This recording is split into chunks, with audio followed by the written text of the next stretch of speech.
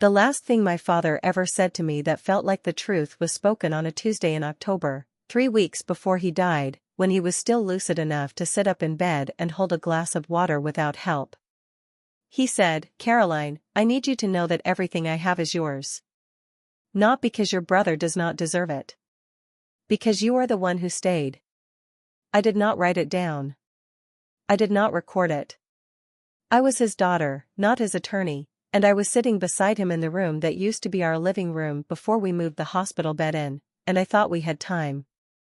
I thought there would be documents and signatures and a notary and the slow, formal machinery of a life being properly closed.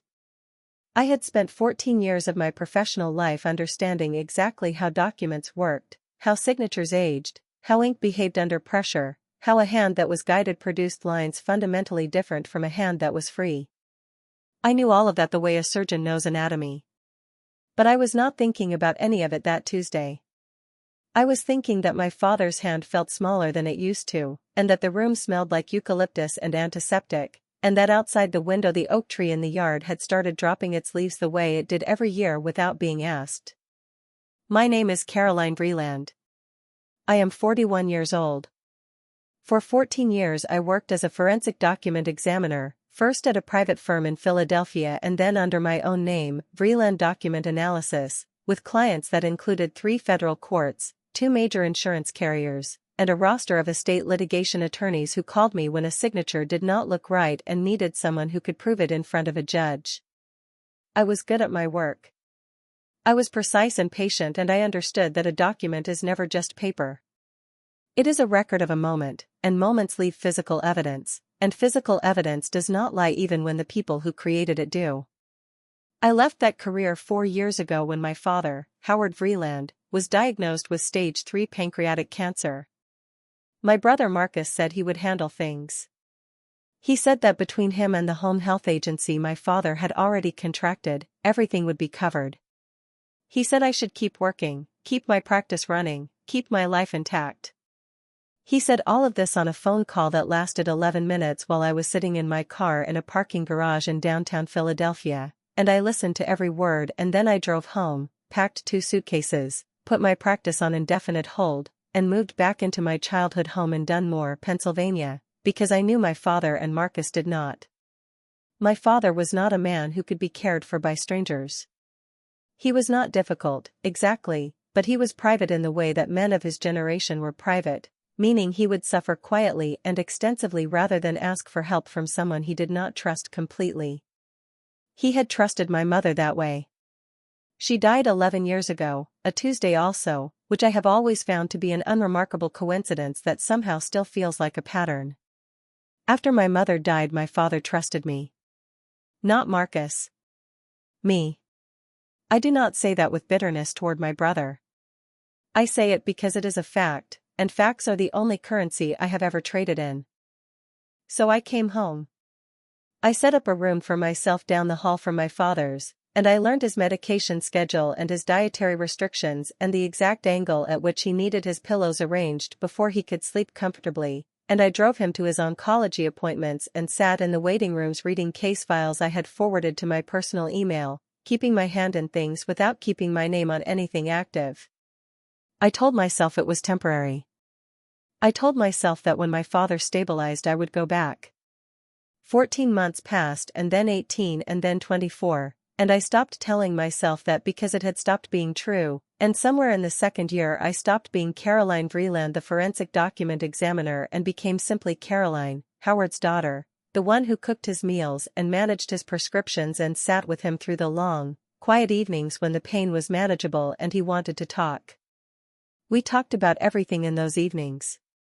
We talked about my mother and the early years of their marriage when they had nothing and it had not mattered. We talked about the house, which my father had built himself on a lot his own father had owned, laying the foundation the summer before Marcus was born. We talked about the oak tree in the yard, which my father had planted the year I came home from the hospital as a newborn, and which was now taller than the house by a considerable margin. We talked about money, which is to say we talked about the estate, which is to say my father talked and I listened, and I understood that he had thought carefully and at length about what he wanted to happen to everything he had built. He had a will. He had drafted it 12 years ago with a local attorney named Gerald Fitch, who had since retired but whose practice had been absorbed by a younger firm that still held the document on file. The will was straightforward. The house and its contents to me. The investment accounts, modest but real, split equally between Marcus and me. The truck and the tools in the garage to Marcus, because Marcus was a contractor and would use them. A small bequest to the church my parents had attended for 30 years. It was the will of a man who had thought clearly and acted fairly, and my father had told me about it in detail not because he was morbid but because he was organized, and he wanted me to understand what was coming so I would not be blindsided by the administrative weight of grief. I did not know that the will I had heard described would not be the will that was read. Marcus came back into my father's life 8 months before the end. That is how I have come to think of it, not as Marcus coming home to help, but as Marcus coming back into a life he had largely abdicated, with a new girlfriend and a newly urgent interest in our father's comfort and care. The girlfriend's name was Sandra Keel. She was 34 years old and she was a licensed practical nurse who had been placed with my father through the home health agency as additional support during what his oncologist was now calling the terminal phase. She was competent. She was attentive. She called my father Mr. Howard in a way that he found charming rather than condescending, which I noted because my father was not easy to charm. She adjusted his medications with a confidence I respected professionally even when it made me uneasy personally, because I had been managing those medications for 2 years and I knew his rhythms and Sandra Keel did not yet. I did not know she was dating my brother for the first 3 weeks she was in the house. I found out on a Thursday evening when I came downstairs for a glass of water and found Marcus in the kitchen talking to her in the low, particular register that men use when they do not want to be overheard. They stepped apart when I came in. Marcus said Sandra had stopped by to drop off a schedule update. Sandra smiled at me with the professional warmth of someone who has been trained to make family members feel included, and I smiled back, and I went upstairs with my water and sat on the edge of my bed and thought about what I had just seen. I did not confront Marcus. I am not a person who confronts before I understand. I watched instead, which is the habit of someone who has spent a career reading what people do not intend to show. I watched the way Sandra moved through our house with a comfort that came too quickly for a professional placement. I watched the way Marcus deferred to her medical assessments in front of our father, positioning her as an authority in a way that gently repositioned me as someone whose opinions were well-meaning but less informed. I watched my father respond to her with a warmth that I recognized as genuine, because my father was incapable of performed affection, which meant Sandra was genuinely good with him, which made everything more complicated rather than less. The will change happened on a Friday. I know this because I have since obtained every document related to it and cross-referenced the dates against the medication logs I kept, which is a habit I developed not out of suspicion but out of the simple professional reflex of a woman who documents everything as a matter of practice. On that Friday I was not in the house. This is important and I want to be precise about it. I was at a pharmacy 40 minutes away picking up a medication adjustment that had been called in by my father's oncologist, a trip that took longer than expected because the pharmacy had a backorder issue that required me to call the oncologist's office and wait for an alternative prescription to be sent. I was gone for 3 hours and 40 minutes. I have the pharmacy receipt and the phone records. In those 3 hours and 40 minutes, a man named Douglas Reeve arrived at my father's house. Douglas Reeve was a notary and a paralegal who had done occasional work for a local attorney named Paul Steger, whose practice was small and whose reputation in the Dunmore legal community was unremarkable in all the ways that are not particularly reassuring. Douglas Reeve brought with him a document. The document was a new will, superseding the one Gerald Fitch had drafted 12 years prior. The new will left the house to Marcus. The investment accounts entirely to Marcus. The truck and the tools to Marcus. The bequest to the church remained, perhaps because removing it entirely would have looked too stark even to the people who drafted this document. My name appeared once, in a clause that left me my mother's cedar chest and its contents. My father signed it. Sandra Keel witnessed it. Douglas Reeve notarized it. By the time I came home with the medication, the house was quiet and my father was sleeping and there was no indication that anything had changed. Marcus was not there. Sandra had finished her shift and left. The house smelled like the soup I had left simmering on the stove that morning, and my father's monitors were steady, and I sat beside him for an hour while he slept and held his hand and thought about nothing in particular because I did not know yet that there was something specific I should have been thinking about. My father died 17 days later. It was a Monday morning, just before 6, when the sky outside his window was the particular shade of gray that precedes light rather than following it. I was with him. I had been with him through the night because his breathing had changed in the way his hospice nurse had told me to watch for, a shift in rhythm and depth that meant the body was beginning to let go of its effort. I held his hand and talked to him about the oak tree, because it was the first thing I could think of that was only ours, that had nothing to do with money or documents or the complicated machinery of dying, and I told him it was still there, still standing, still doing what it had always done, and I felt his hand relax in mine at some point between one sentence and the next, and that was how it ended. I called Marcus. I called the hospice service. I made the arrangements that needed to be made, which is to say I did what I had always done in this family, which was the work that needed doing without waiting to be asked. Marcus arrived 3 hours after I called him, which is the same amount of time it had always taken him to arrive when something required his presence, and he embraced me in the front doorway of our father's house and I let him, and I felt nothing in particular because I was too tired to feel anything, which is the specific exhaustion of someone who has been present for a death after a long illness, not the shock of sudden loss but the strange flatness of an ending that has been approaching for so long it almost feels ordinary when it finally arrives. The attorney's office called 4 days after the funeral. A woman named Janet from Paul Stager's office, not Gerald Fitch's office, which was the first thing that registered as wrong. She called to inform me, in the careful language of someone reading from a script, that my father's estate would be processed according to the terms of his most recent will, executed on the Friday 3 weeks before his death, and that if I had any questions about the process I was welcome to contact the office during business hours. I sat with the phone in my hand for a long time after Janet from Paul Stager's office ended the call.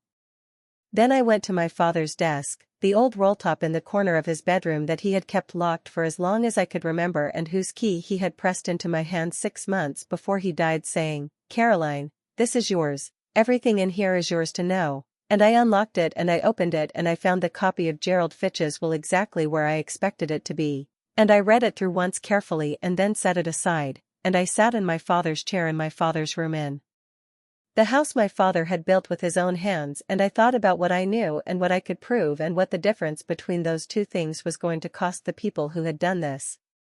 I had spent 14 years of my life understanding exactly that difference. I was not going to let them forget it. There is a particular kind of grief that does not announce itself. It does not arrive with the weight you expect, the crushing, immediate heaviness that people describe when they talk about losing a parent. It arrives instead as a kind of administrative clarity, a sudden sharpening of attention, as though the mind, unable to process the enormity of what has been lost, redirects itself toward the smaller, more manageable question of what has been taken. I have since spoken to other people who experienced something similar after a death in complicated circumstances, and they have all described it the same way. Not numbness exactly. More like a narrowing. The world reduces itself to the problem directly in front of you, and you find that you are able to think about that problem with a precision that would have been impossible before, because everything that is not the problem has temporarily ceased to exist. I sat in my father's chair for a long time that afternoon. The roll-top desk was open in front of me and Gerald Fitch's will was on the surface beside my father's reading glasses, which I had not moved since the morning he stopped needing them. Outside the window the oak tree was doing what it always did, which was stand there in the particular patient way of something that has no reason to be anywhere else. I looked at it for a while. Then I looked at the will. Then I picked up my phone and called Paul Stager's office back. Janet answered on the second ring. I told her my name and she said, "Yes, Miss Vreeland, how can I help you?" I said I would like a copy of the will that your office is currently processing. She said that could be arranged and that I could come in at my convenience to collect it or she could mail a copy to my address of record. I said I would come in. She said tomorrow morning would be fine, 10 o'clock. I said 10 o'clock was fine and I thanked her and ended the call. Then I called Gerald Fitch. Gerald Fitch was 73 years old and had been retired for 4 years, but he was the kind of man who answered his personal phone on the second ring regardless of whether the number was familiar to him, because he had been a small-town attorney for 35 years and the habit of availability had calcified into reflex. He remembered my father immediately. He remembered the will. He said Howard was a good man and he was sorry for my loss in the direct, unornamented way of someone who means it. I thanked him and then I told him that a second will had apparently been executed 3 weeks before my father's death, through Paul Stager's office, and I asked him whether my father had ever contacted him about making changes to the existing document. There was a pause on Gerald Fitch's end of the line that told me everything I needed to know before he said a word. He said no. He said that to his knowledge Howard had never contacted his former practice about any changes, and that the practice that had absorbed his client files would certainly have been in touch with him if any such request had come through, because he had specifically flagged my father's file as a client whose matters he wanted to be informed about out of personal regard. He said he was not aware of Paul Stager. He said the name did not ring a bell in the context of any legitimate estate work in the county.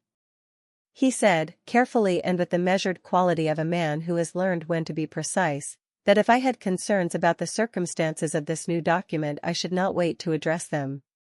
I told him I did not intend to wait. I went to Paul Stager's office the next morning at 10 o'clock.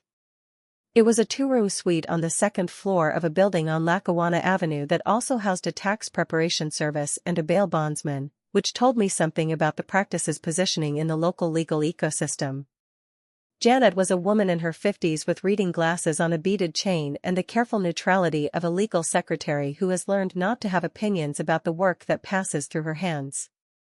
She gave me a manila envelope with my name written on it in ballpoint pen and told me Mr. Stager was unavailable but would be happy to schedule a consultation if I had questions about the estate process. I said I would be in touch and took the envelope and went back to my car. I sat in the parking lot and opened the envelope and read the document inside. I want to be precise about what happened in my body as I read it, because I think precision matters here and because I am not someone who experiences strong physical reactions to professional stimuli.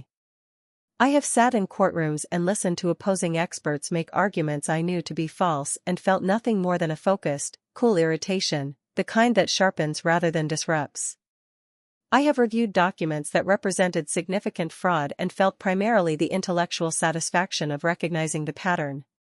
But reading my father's purported signature on the bottom of that page, in that parking lot, in the car I had driven to his oncology appointments for 3.5 years, I felt something that I can only describe as a cold, spreading recognition, the feeling of seeing something you already knew was true become visible for the first time. My father had not signed that document freely.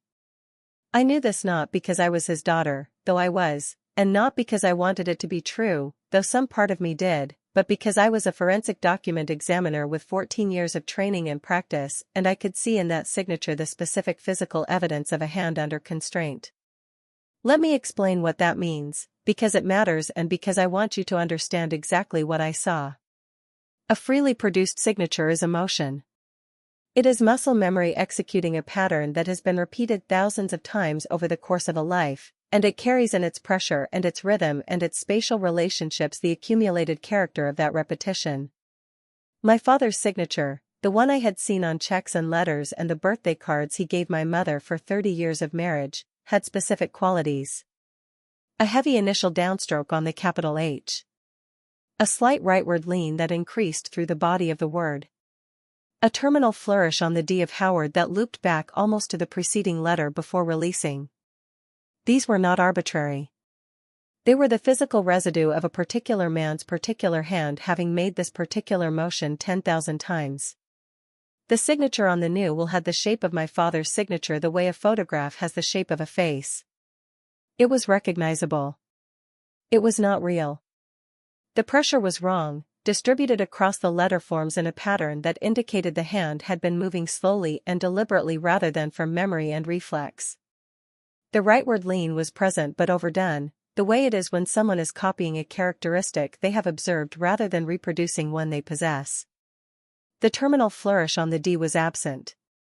In its place was a small, tight loop that stopped rather than released, the signature of a hand that had run out of instruction before it ran out of page. My father had been guided through that signature.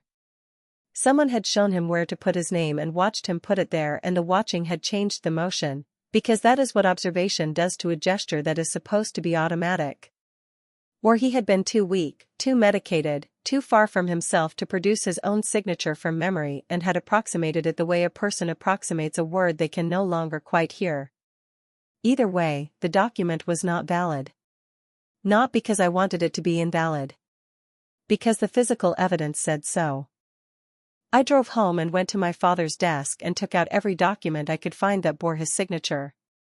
Checks from the past 4 years. The deed to the house. His vehicle registration. Letters he had written to Marcus and me after my mother died, which he had given us in sealed envelopes saying he wanted us to have them while he was still alive to know we had received them. I laid them out on the kitchen table in chronological order and I looked at them for a long time, tracking the progression of his signature across the years of his illness, watching it change the way signatures change under the influence of physical deterioration, the pressure lightening, the flourishes simplifying, the overall form contracting as the hand lost strength. This was expected. This was what illness does to a signature over time. What it does not do, if the person signing is conscious and capable and acting of their own volition, is produce the specific cluster of deviations I had found on the new will. Deterioration simplifies. Guidance distorts. They are not the same phenomenon and they do not produce the same evidence, and I had spent 14 years learning exactly how to tell them apart. I made 2 piles on the kitchen table. The documents that would establish my father's authentic signature across the relevant time period. And the new will, which sat by itself at the far end of the table like something that did not belong in the same category as the rest, because it did not.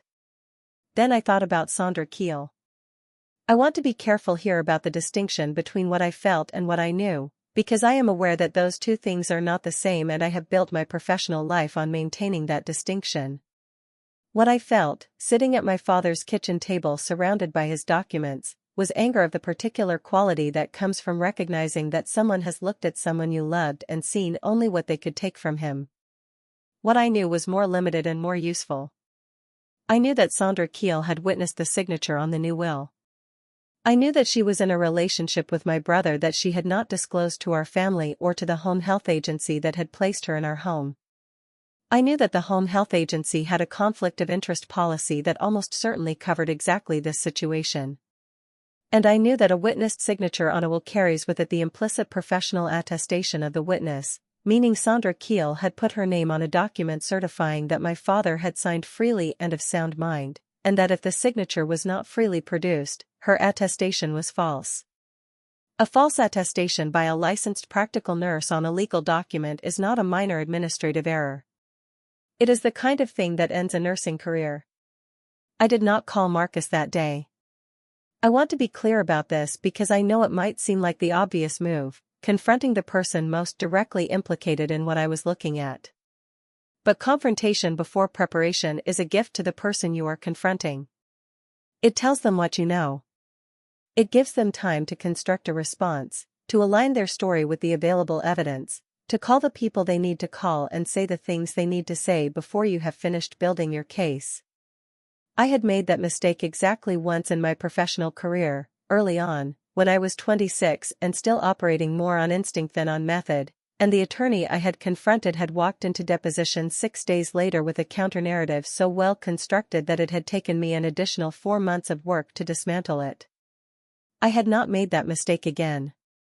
Instead, I called a woman named Patricia Holt.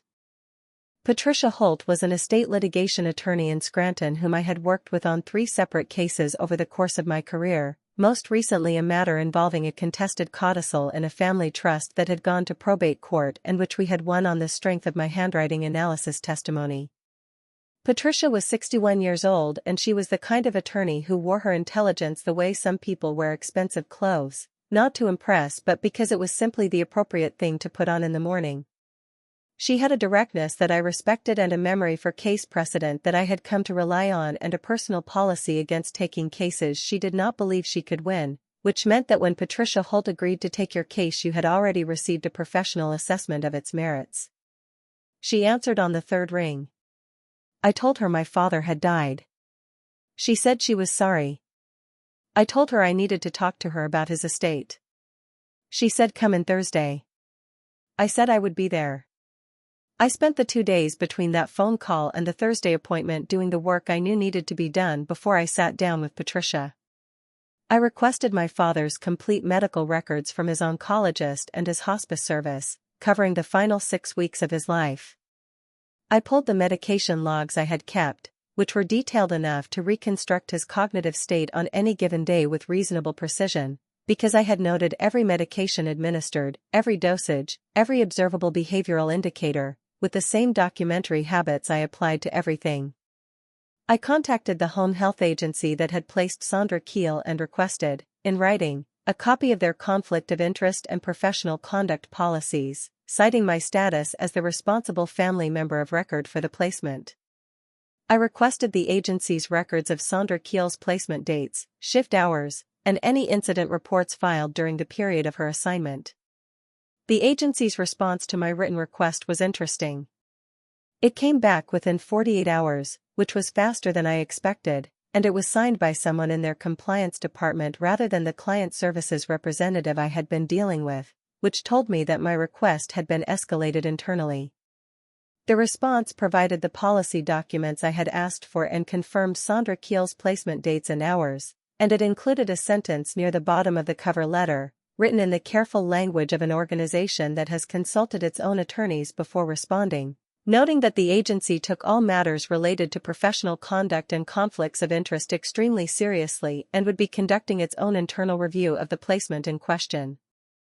That sentence told me 2 things. First, that Sandra Keel had not disclosed her relationship with Marcus to the agency, because if she had, the agency's response would have been defensive rather than investigative. Second, that the agency was now aware of a potential liability in this placement and was moving to document its own due diligence before anyone asked them to explain themselves in a legal proceeding. I filed that letter in the folder I had labeled Keel, S., and went back to the kitchen table and my father's documents. On Wednesday evening, the night before my appointment with Patricia Holt, Marcus called me. He asked how I was holding up, in the tone of someone asking a question they already know the answer to. I said I was managing. He said the estate process would probably take a few months but that he wanted me to know he intended to honor the spirit of what our father had wanted, meaning he would make sure I was taken care of. I listened to this and said that I appreciated that and that I was sure everything would work out the way it was supposed to. He said good. He said he was glad we were on the same page. He said Sandra sent her condolences. I said please thank her for me.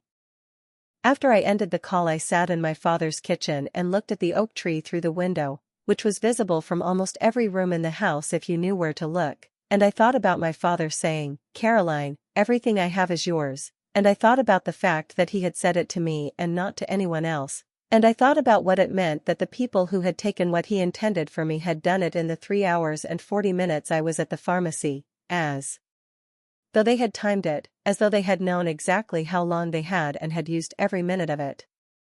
They had timed it. I was certain of that now.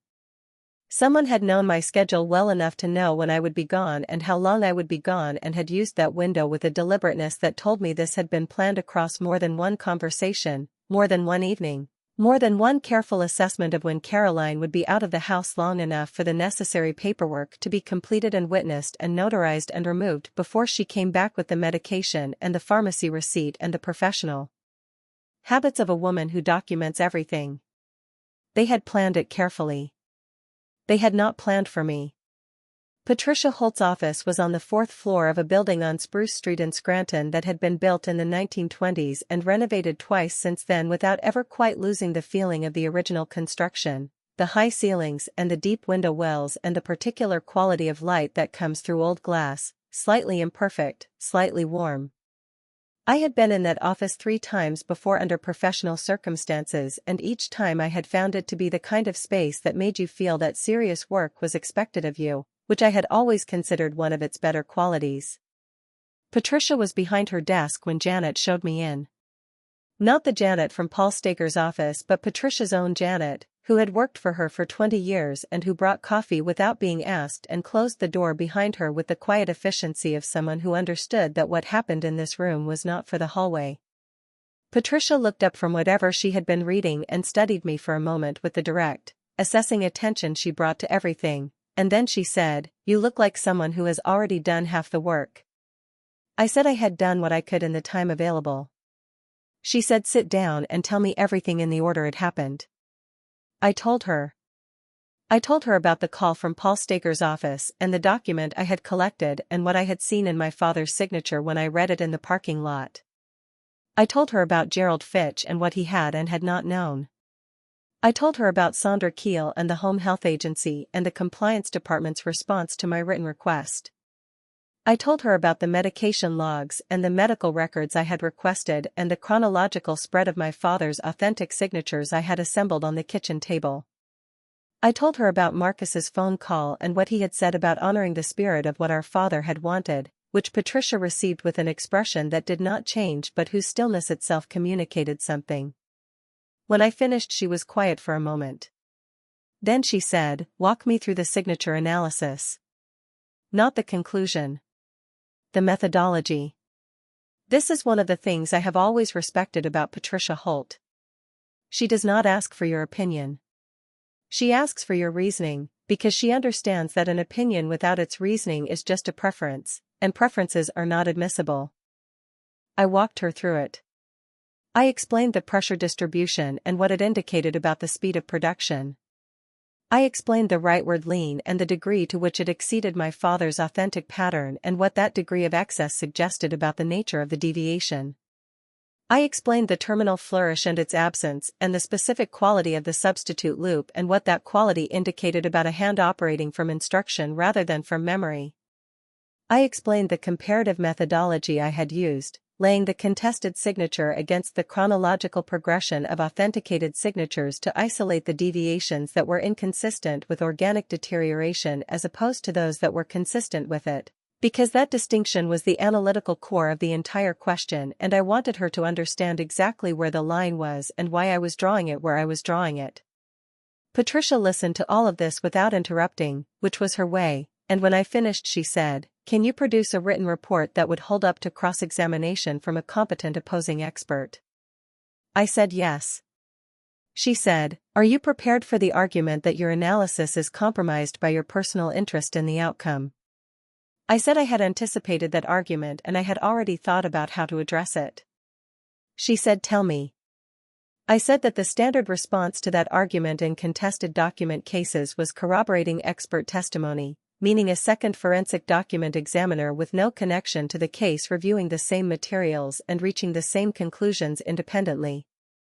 I said I had already identified 2 colleagues in the field whose credentials and professional reputations were strong enough to withstand opposing scrutiny, and that I intended to contact both of them to request independent review of the contested signature before we filed anything. I said that by the time we brought this to court we would not be relying on my analysis alone, and that my analysis would be positioned not as the primary evidence but as the framework that had identified the question the independent experts were then asked to answer. Patricia looked at me for a moment and then she said, "You have done this before." I said I had spent 14 years doing exactly this, just not for myself. She said that was going to matter and also that it was going to complicate things, and I said I understood, and she said, "Good, because I need you to understand something important about how this is going to feel before we go any further." She said that being the expert and being the injured party at the same time was one of the harder positions to maintain across the length of a contested estate case, not because the analysis would suffer but because the person doing the analysis would, because there would be moments in depositions and hearings when the 2 roles would pull against each other and the discipline required to keep them separate would cost something real. She said she had seen experts in personal cases lose that discipline not because they were unprofessional but because they were human, and she needed to know I understood the difference between knowing something and being able to perform knowing it in front of a judge and opposing counsel for as long as this was going to take. I said I understood the difference. She said she believed me and she was taking the case. We spent the next 2 hours going through the materials I had brought. Patricia reviewed the copy of the new will and the comparative signature documents I had assembled and the Home Health Agency's response letter and the medication logs for the final 6 weeks of my father's life. She asked questions that were precise and occasionally uncomfortable, the kind of questions a good attorney asks when she is stress testing a case before she commits to it, looking for the places where the opposing argument could find purchase. She asked whether my father had ever expressed dissatisfaction with the terms of the original will in my presence. I said no. She asked whether Marcus had ever raised the subject of the estate with my father in my presence. I said not directly, but that in the final 8 months his visits had become more frequent and that their conversations had often continued after I left the room, which I had not thought much about at the time. She asked whether I had any documentation of my father's expressed wishes beyond the conversation I had described, the one where he told me everything was mine. I said I had his letters. She looked up from her notes when I said that. She said what letters? I told her about the letters my father had given Marcus and me after my mother died, the sealed envelopes he had pressed into our hands saying he wanted us to have them while he was still alive to know we had received them.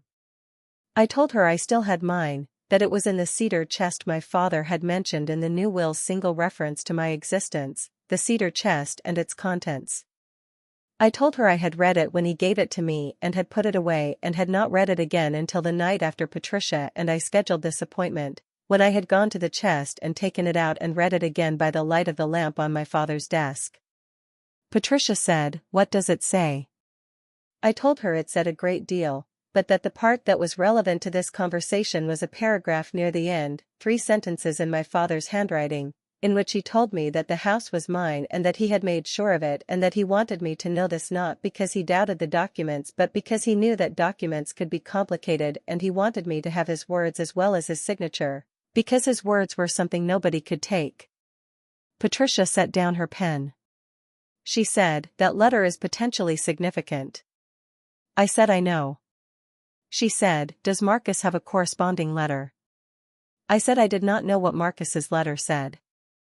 I said I had not asked him and did not intend to ask him, because asking him would tell him I was looking at the letters as evidentiary documents rather than personal keepsakes, and I did not want him to know what I was treating as evidence until I had finished assembling it. Patricia said that was the right instinct. She said she would need to see the letter and have it authenticated, which I understood meant it would undergo exactly the kind of forensic document examination I had spent my career conducting, which struck me as one of the more symmetrical ironies of this entire situation. I said I would bring it to her. She said she also needed the medical records as soon as they arrived and that she wanted to file a formal notice of contest within the next 10 days, before the estate moved further through probate, because timing in contested will cases was one of the few things that could not be recovered once it was lost. I said I would have everything to her within the week. On the way out of Patricia's building I sat in my car for a few minutes before starting the engine. The street outside was the ordinary kind of busy that a Thursday morning in a mid-sized Pennsylvania city produces, people moving between buildings with the purposeful distraction of people who have somewhere to be and are mostly thinking about whether they are going to be late. I watched them for a while without really seeing them, the way you watch ordinary things when your mind is somewhere else entirely, and I thought about my father's letter and the 3 sentences at the end of it and what it meant that he had written them. He had known, I thought. Not everything, not the specific mechanism of what Marcus and Sandra and Douglas Reeve and Paul Stager had planned and executed in those 3 hours and 40 minutes. But something. He had known enough to put his words on paper and press them into my hands while he was still alive to do it, because he understood, the way people sometimes understand things they cannot quite articulate, that the documents might not be sufficient on their own. He had known, and he had done what he could, and he had trusted me to do the rest. I started the car and drove back to Dunmore. The medical records arrived 4 days later in 2 separate packages, one from the oncologist's office and one from the hospice service, and I spent an evening going through them at the kitchen table with the medication logs open beside them, cross-referencing the clinical record against my own documentation with the methodical attention of someone who knows that the answer is in the details and that the details require time. What I was looking for specifically was the cognitive and functional status documentation from the week of the will signing.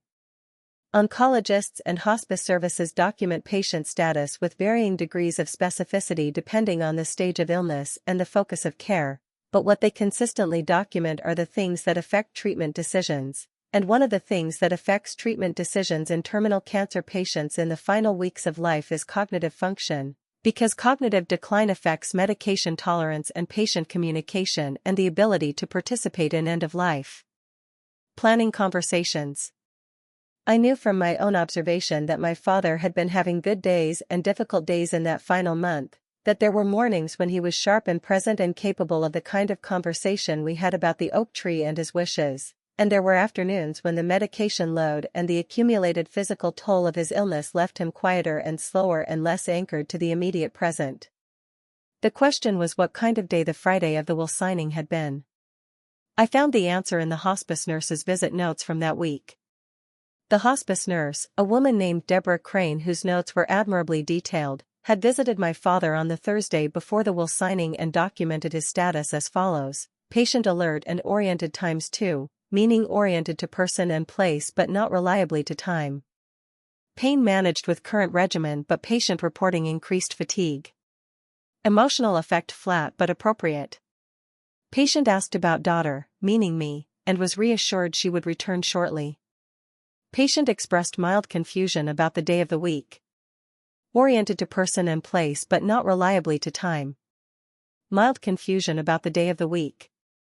This was the day before the will signing. The hospice notes from the following Monday, 3 days after the signing, documented my father's status as patient alert and oriented ×1, meaning oriented to person only. Increased confusion noted. Patient asked repeatedly for his wife, meaning my mother, who had been dead for 11 years. Between those two notes, on the Friday, there was nothing. No hospice visit on Fridays. No clinical documentation of my father's status on the day Douglas Reeve arrived at the house with a new will and Sandra Keel stood at the bedside to witness his signature. That absence was going to be important. Not because it proved anything in itself, but because it created a space, a documented gap in the clinical record surrounding a day that now required explanation, and that space was exactly the kind of thing that a forensic document examiner and an estate litigation attorney knew how to fill with the right evidence. I called Patricia that evening and told her what I had found. She said good. She said she had been in contact with the probate court and had filed the notice of contest that morning, which meant the estate was now in formal dispute and no assets could be transferred or liquidated pending resolution. She said Marcus would be notified within the next 48 hours.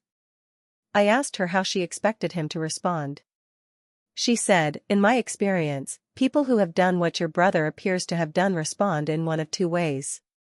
They either retain counsel immediately and go quiet, which is the smart move, or they call the person they've wronged and try to negotiate, which is the move of someone who still believes the situation is manageable through conversation.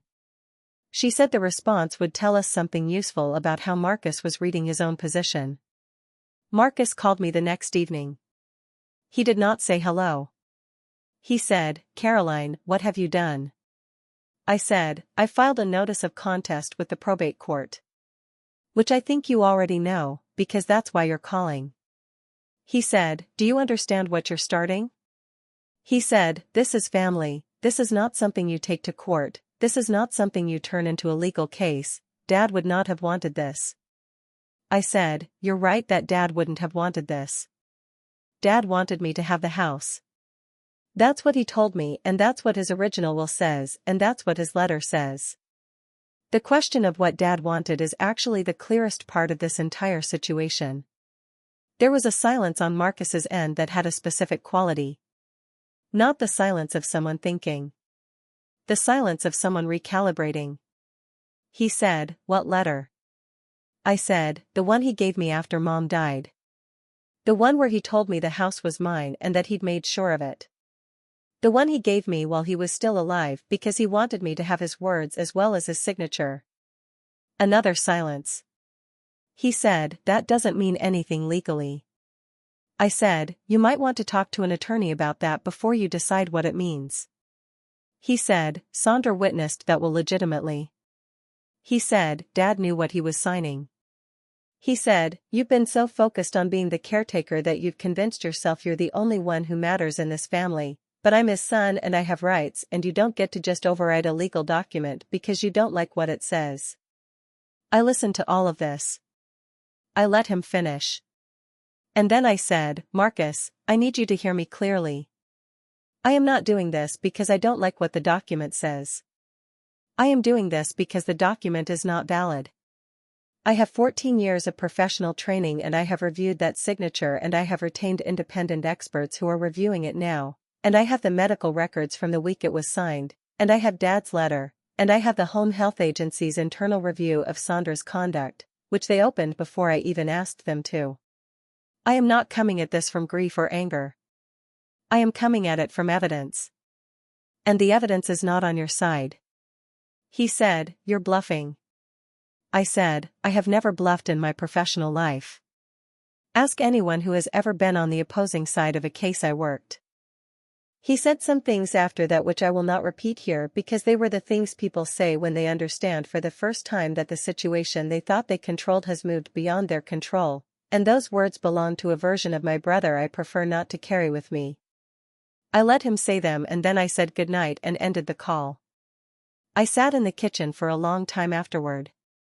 The oak tree was dark outside the window, just a shape against the slightly lighter dark of the sky, but I knew it was there the way I knew all the permanent things in that house, by long familiarity rather than by sight.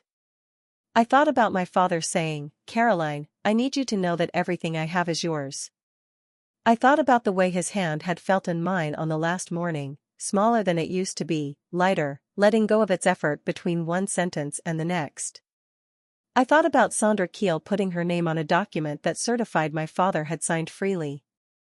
I thought about what it was going to cost her to have done that.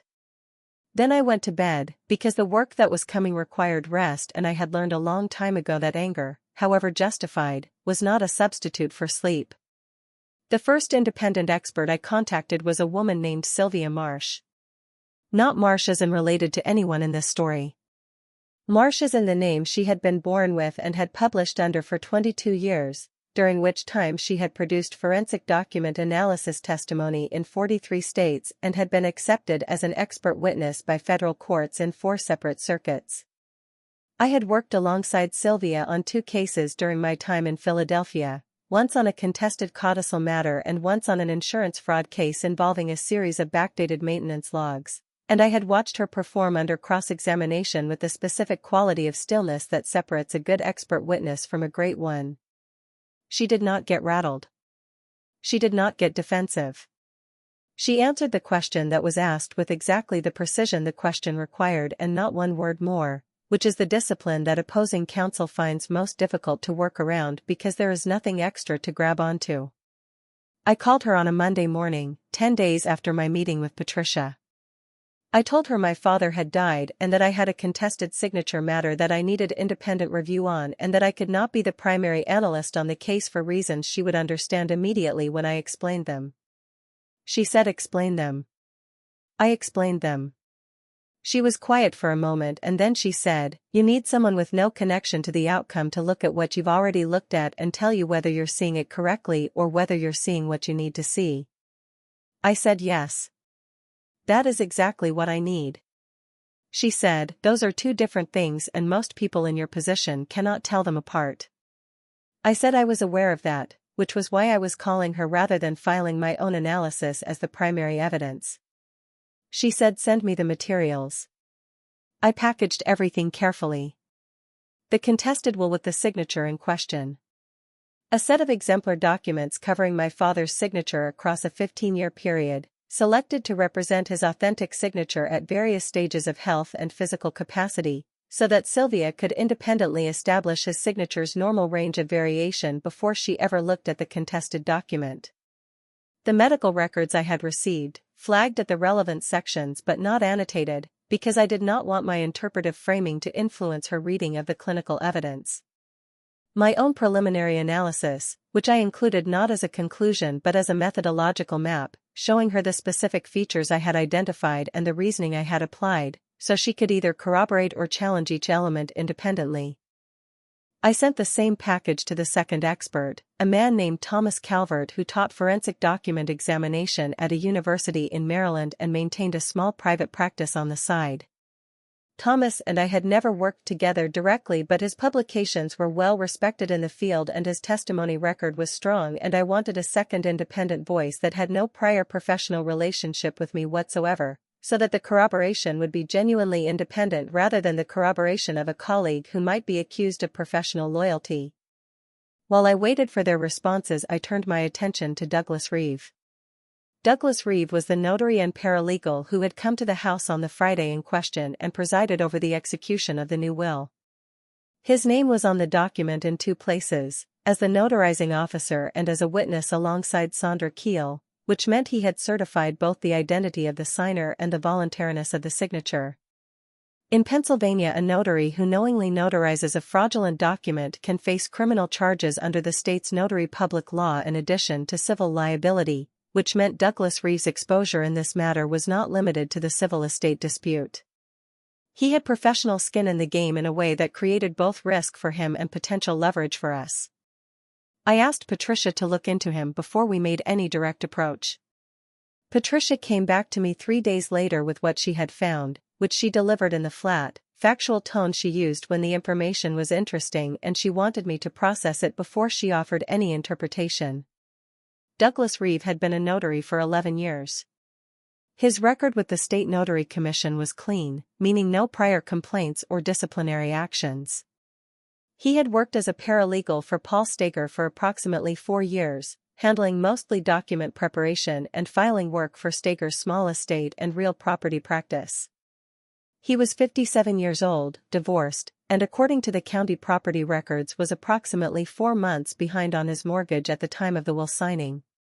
He had caught up since then, the most recent payment appearing in the records approximately 6 weeks after the date of the will execution. Patricia let that last piece of information sit in the air between us for a moment before she said anything else. Then she said, "I am not in the business of drawing conclusions from circumstantial financial data." I said, "Neither am I." She said, "But I am in the business of asking questions in depositions. And one of the questions I will be asking Douglas Reeve in his deposition is whether he received any payment or consideration beyond his standard notary fee in connection with the execution of this document." I said that seemed like a reasonable question. She said it was going to be a very uncomfortable question for a man who caught up 4 months of mortgage arrears 6 weeks after notarizing a will that redirected a substantial estate away from its intended beneficiary. I said I imagined it would be. The Home Health Agency's internal review concluded during this period. I know this because I received a letter from their legal counsel informing me that the agency had completed its review of Sandra Keel's placement with my father and had determined that Ms. Keel had failed to disclose a personal relationship with a family member of the client, in violation of the agency's conflict of interest policy, and that her placement had been terminated and the matter referred to the Pennsylvania State Board of Nursing for review. The letter was careful to note that the agency was not making any characterization of Ms. Keel's conduct beyond the policy violation, and that the nursing board referral was made pursuant to the agency's standard reporting obligations rather than as any finding of wrongdoing on the agency's part. I read that letter twice and filed it in the Keel folder. The nursing board referral meant that Sandra Keel was now the subject of a professional conduct investigation that existed entirely independently of the estate contest. It had not been initiated by me, at least not directly.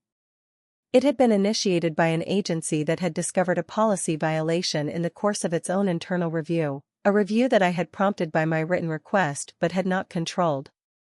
This distinction mattered because it meant that when Sandra's conduct as a witness came under scrutiny in the estate proceeding, there would already be a parallel regulatory process examining her professional judgment, and the two processes would inform each other in ways that would make her position progressively more difficult to maintain.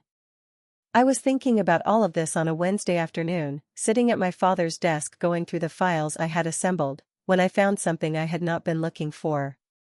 It was in the bottom drawer of the roll-top desk, in a manila folder that had no label on the tab, tucked behind a hanging file of old utility receipts.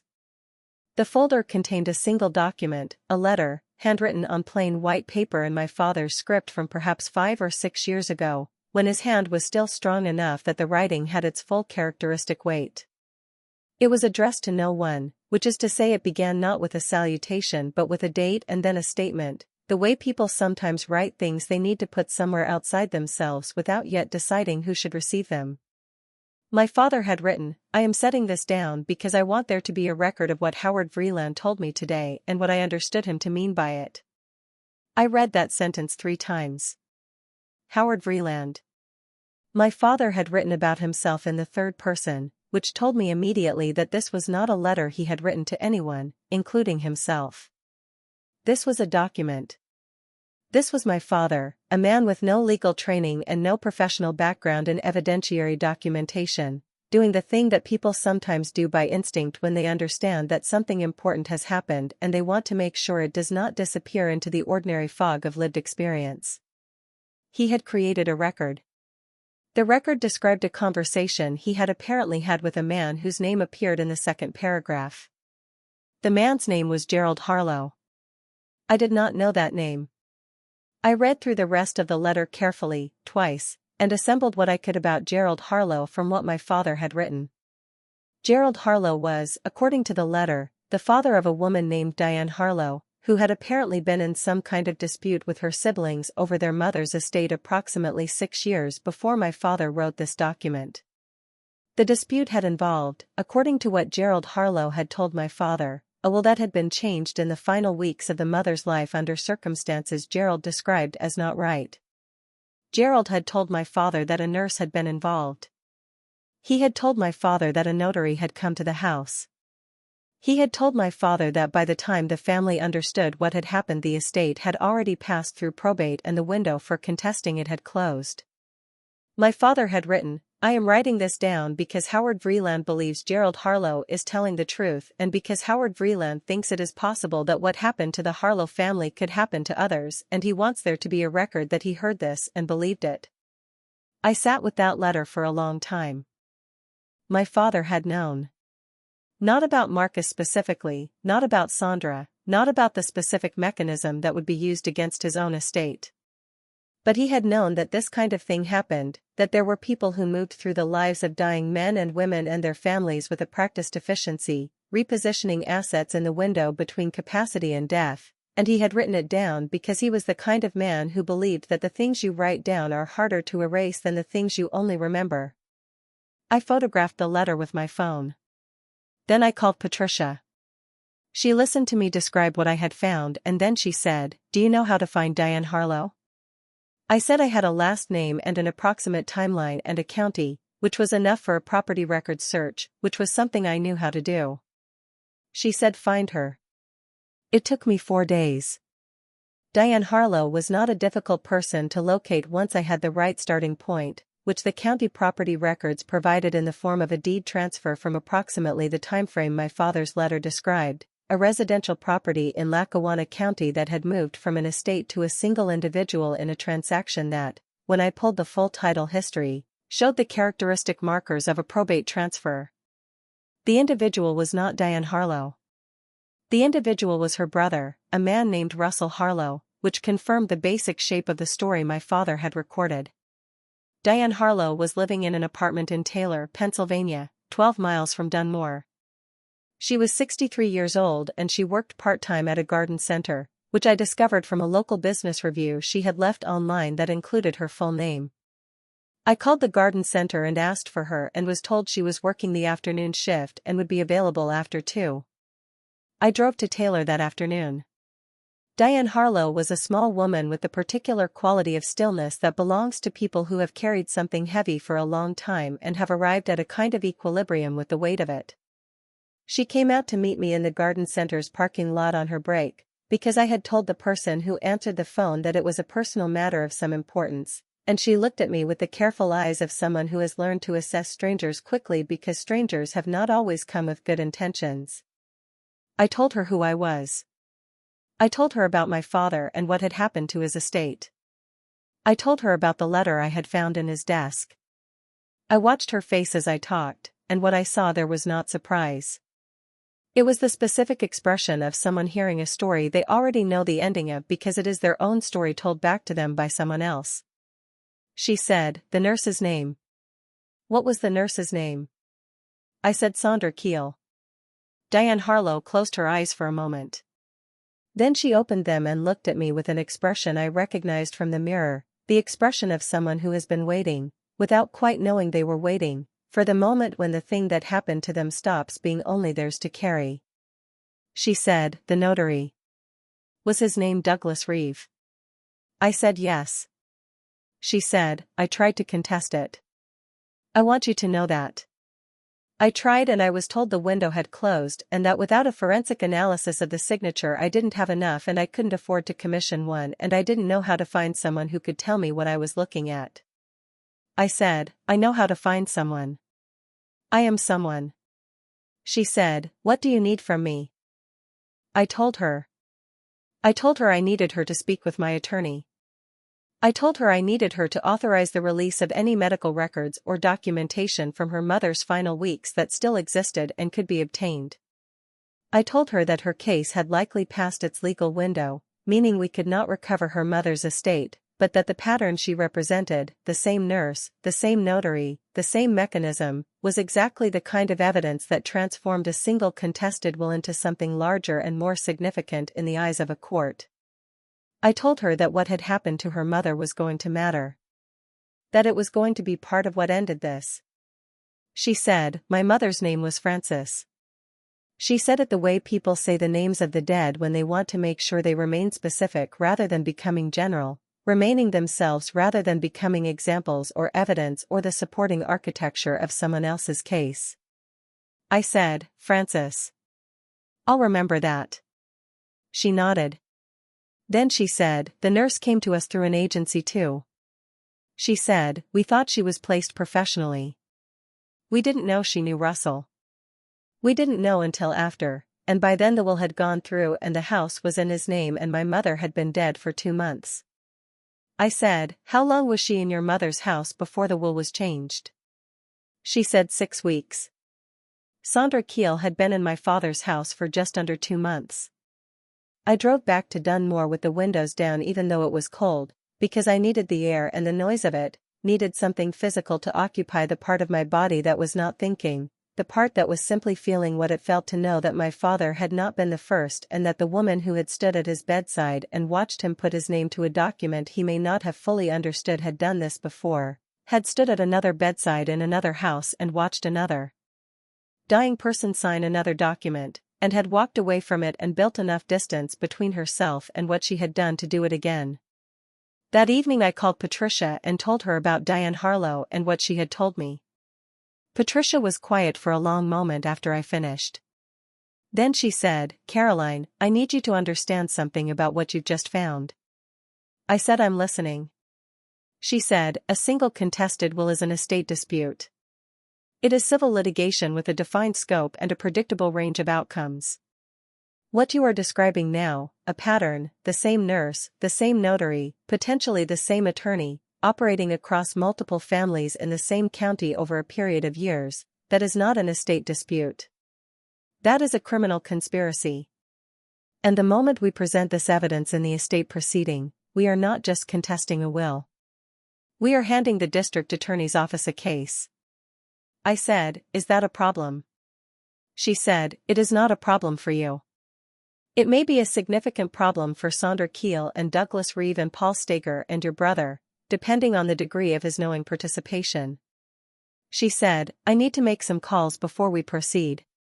She said, "I have a relationship with the DA's office that I have been careful to maintain over the years for exactly the kind of situation where the civil and criminal dimensions of a matter are going to intersect, and I want to make sure we are coordinated before we file anything that could compromise a potential criminal investigation." I said, "How long do you need?" She said, 48 hours. I said, "I'll wait."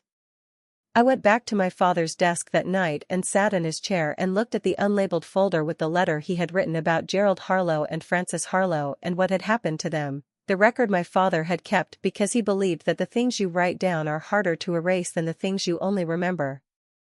He had been right about that. He had been right about a great many things, my father, and one of them was this, which he had told me when I was 23 years old and just beginning my career, and asking him what he thought the most important quality was for someone who did the work I intended to do.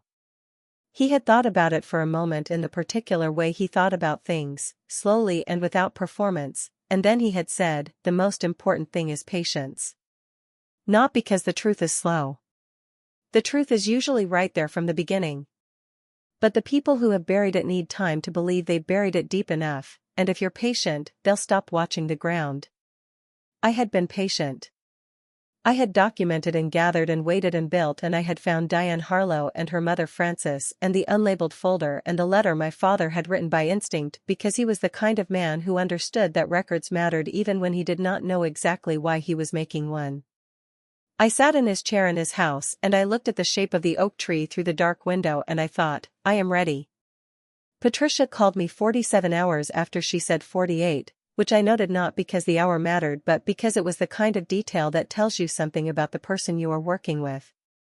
She said she had spoken with an assistant district attorney named Victor Crane, no relation to the hospice nurse Deborah Crane, who had listened to the outline of what we had and had asked 3 questions, all of them the right questions, which Patricia took as a good sign about how seriously the office was treating the matter.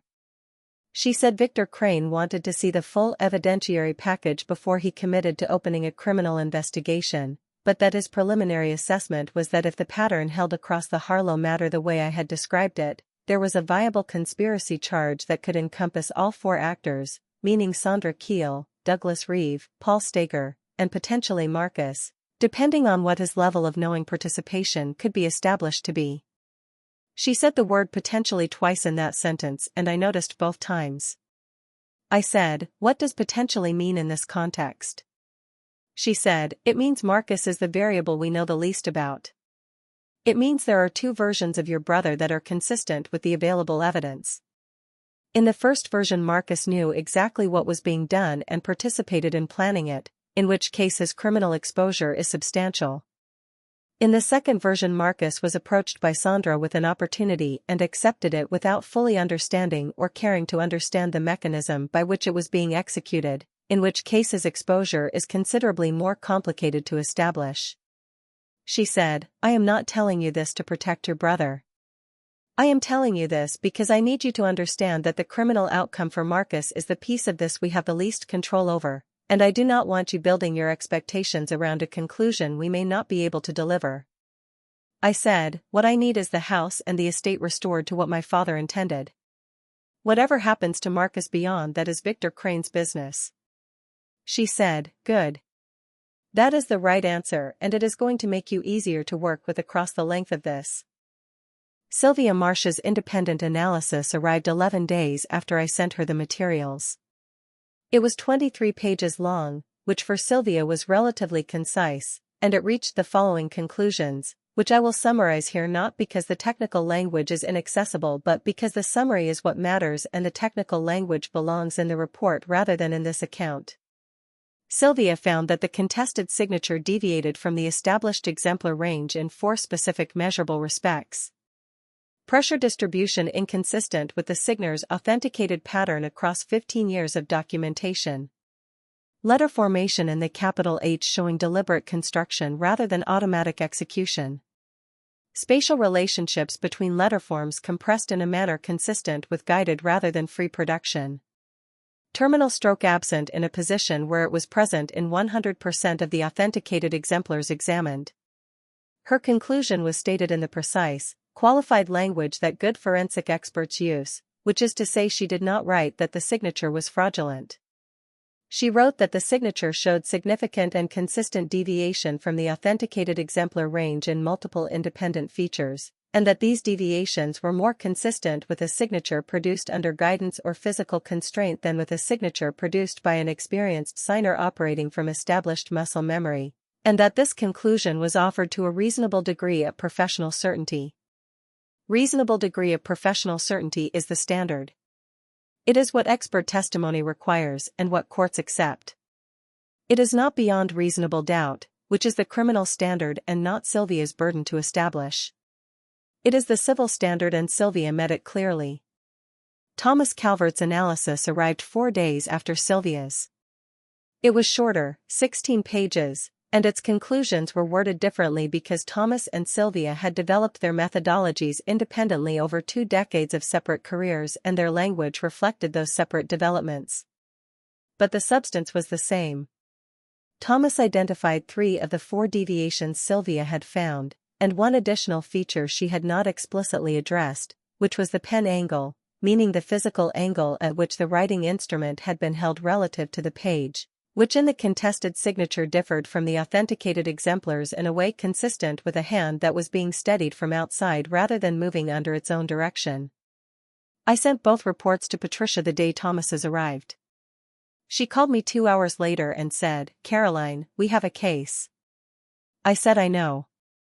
She said, "I am filing the formal contest with full evidentiary support this week. I am also sending the expert reports to Victor Crane simultaneously, because the signature evidence combined with the Harlow pattern is what moves this from civil dispute to criminal investigation territory, and I want the DA's office moving at the same time we are moving so that there is no gap between the civil filing and the criminal inquiry in which anyone has the opportunity to coordinate a response." I said, "What do I need to do?" She said, "You need to be available and you need to be patient and you need to let me handle the filings and the communications." She said, specifically, "I need you to not contact Marcus, not contact Sandra Keel, not contact Douglas Reeve or Paul Steger, and not discuss the specifics of the case with anyone outside this conversation." She said, "I know that is harder than it sounds." I said, "I have been doing this for 14 years. I know how to wait." She said, "I know you do. That is why I took the case." The formal estate contest was filed on a Thursday. By the following Monday, Marcus had retained an attorney, a man named Gerald Pittman from a firm in Scranton that handled mostly commercial litigation and whose presence in an estate matter suggested that Marcus had asked around and been pointed towards someone with a reputation for aggression rather than someone with a deep background in probate law, which told me something about how Marcus was reading his situation and what he thought the appropriate response was. Gerald Pittman sent Patricia a letter within 48 hours of being retained. The letter was 4 pages long and its essential argument was that the contest was without merit, that the will had been properly executed and witnessed and notarized according to all applicable Pennsylvania requirements, that my father had been of sound mind at the time of signing, and that the contest represented an attempt by a disgruntled heir to overturn a legitimately expressed testamentary preference through spurious claims about document authenticity. The letter used the word spurious twice and the word meritless 3 times, which Patricia told me was the language of someone who had not yet seen the expert reports and was operating on the assumption that the contest was based on nothing more substantial than grief and suspicion. Patricia responded by sending Gerald Pittman the expert reports. She told me later that she had not heard back from Gerald Pittman for 6 days after that, which was longer than professional courtesy typically allowed, and that when he did respond his letter was 3 paragraphs rather than 4 pages and its tone was materially different from the first communication. Victor Crane opened a formal criminal investigation during that same window. I know this because Patricia told me, and because approximately 10 days after the estate contest was filed I received a call from a detective named Sandra Pruitt from the Lackawanna County Criminal Investigations Unit, who introduced herself professionally and asked if I would be willing to come in and provide a formal statement regarding the events surrounding my father's death and the execution of the contested will. I said yes. I came in the following morning and sat across from Detective Pruitt for 2.5 hours and told her everything I have told you here, in the order it happened, with the same attention to the distinction between what I knew and what I felt, because Detective Pruitt was the kind of investigator who made that distinction herself and who would have noticed immediately if I had blurred it. She asked good questions. She asked about the timeline of Sandra Keel's placement and the disclosure failure with the agency. She asked about Douglas Reeve and the mortgage arrears and the payment that had followed the will signing. She asked about Paul Steger and the nature of his relationship with the other parties. She asked about Marcus and his level of engagement with my father in the months preceding the will change, and she asked this question with the particular care that investigators use when they are trying to understand the architecture of a conspiracy without telegraphing where they think the boundaries of that conspiracy lie. I answered every question as precisely as I could. I gave her Diane Harlow's contact information and told her about the Harlow matter and the parallel pattern, which I watched her write down with an attention that told me it was not new information to her, that Victor Crane had already shared what I had given Patricia, that the investigation was already broader than my father's estate alone. On my way out of the building, Detective Pruitt shook my hand and said, "Ms. Vreeland, I want to tell you that the documentation you produced in this matter is among the most thorough I have encountered from a non-law enforcement source." She said it with the plain, direct quality of someone stating a professional observation rather than offering a compliment, which made it mean more rather than less. I said, "I had a good teacher." She said, "Who was that?" I said, "My father." The estate contest hearing was scheduled for 8 weeks after the filing. In the period between the filing and the hearing, several things happened in an order that I have since come to think of as the natural sequence of a structure collapsing, meaning each piece fell in the way that it fell because of what the piece before it had already done. Sandra Keel's nursing license was suspended by the Pennsylvania State Board of Nursing pending the outcome of the board's investigation into her conduct in both the Vreeland placement and, once the criminal investigation had surfaced, the Harlow matter, the earlier placement that the board was now also reviewing. A suspended license meant Sandra Keel could not work as a nurse during the investigation period, which was not the outcome I had sought specifically but was the outcome that the evidence had produced through the appropriate regulatory channels, which is a distinction that matters to me.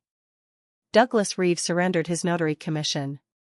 This happened without any direct pressure from our side of the civil matter, which suggested that the criminal investigation had reached him before we did and that whatever Victor Crane's office had communicated to him about his position in the conspiracy inquiry had been sufficient to make him understand that his notary commission was the least of what he stood to lose. Patricia told me that surrendering the commission was almost certainly done on advice of counsel and almost certainly accompanied by some degree of cooperation with the criminal investigation, because that is the rational move for the least culpable member of a conspiracy when the investigation reaches them, and Douglas Reeve, whatever his moral failures, appeared to be making rational moves. Paul Stager's practice quietly closed. This I discovered not from Patricia or from the criminal investigation but from a small notice in the local bar association's publication, a routine administrative filing indicating that the practice was no longer accepting new clients and that existing matters were being transferred to other counsel. The notice gave no reason, which is to say it gave every reason, because practices do not quietly close in the middle of an active criminal investigation into their conduct unless the person running them has concluded that the investigation is going to reach a conclusion they do not want to be professionally active when it arrives. Marcus called me twice during those 8 weeks. The first call I let go to voicemail. He left a message that was 3 minutes long and whose essential content was that he wanted to talk, that he felt we had gotten to a place neither of them had intended, that he wanted me to understand his perspective on what had happened. I listened to it once and saved it and did not call back. The second call I answered, because Patricia had told me by that point that Marcus had begun cooperating with the criminal investigation, which meant the terms of his exposure were shifting in ways that changed the nature of whatever he wanted to say to me. He said, "Caroline." I said, "Marcus." He said, "I need you to know that I did not know about the Harlow woman." He said, "I did not know Sandra had done this before." He said, "She came to me and told me she could make sure I was protected," those were the words she used, protected, and I understood what she meant and I did not ask her how she intended to do it and I told myself that not asking was the same as not knowing and I understand now that it was not. I listened to all of this. He said, "I knew Dad wanted you to have the house." He said it quietly, the way people say the things they have been rehearsing for a long time and have finally decided they can no longer hold back. He said, "I knew that and I told myself it wasn't fair, that I had worked hard too, that I deserved something, and Sandra was telling me I could have something and I let her tell me that without asking what it was going to cost." I said, "It cost Dad's last week's." She was in his house, Marcus. She was adjusting his medications and managing his schedule and building his trust, and she was doing all of that while she was planning to stand at his bedside and watch him sign a document that took away everything he intended for me.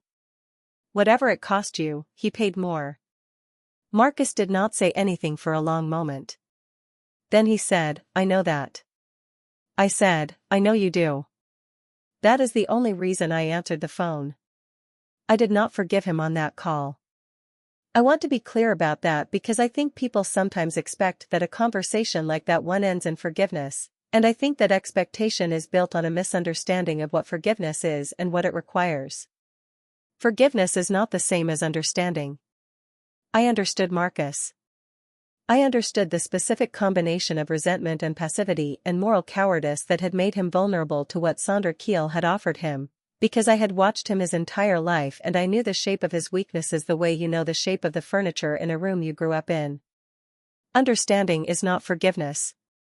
Forgiveness is a separate act that requires a separate decision, and I had not made that decision yet, and I was not going to make it on a phone call while the estate was still in dispute and the investigation was still open and my father had been dead for less than 3 months. What I said was, cooperate fully with the investigation. Tell them everything you know about what Sandra planned and what you knew and when you knew it. Not for me. For Dad. Because the only thing left that you can do for him is make sure the people who did this are fully accountable for it. He said he would. The estate contest hearing lasted 1 day. Gerald Pittman appeared for Marcus and presented what he had, which was not much given that the 2 independent expert reports had systematically dismantled the evidentiary foundation of the new will's legitimacy. The medical records were entered into evidence, including the hospice notes documenting my father's cognitive state in the days immediately surrounding the signing. My father's letter, the one he had given me after my mother died, was entered into evidence and authenticated, which required the kind of forensic document examination I had spent my career conducting, now conducted by Sylvia Marsh on a document I had a personal interest in and which she handled with the same methodical precision she brought to everything. The letter from the unlabeled folder, the one my father had written about Gerald Harlow and Frances Harlow, was entered into evidence as documentation of prior knowledge of a pattern. Diane Harlow testified. She sat in that hearing room and she said her mother's name was Frances, and she described what had happened to her mother's estate with the same careful precision she had brought to our conversation in the garden center parking lot, the precision of someone who has gone over something so many times that it has become a kind of testimony she carries inside her permanently, available whenever it is needed.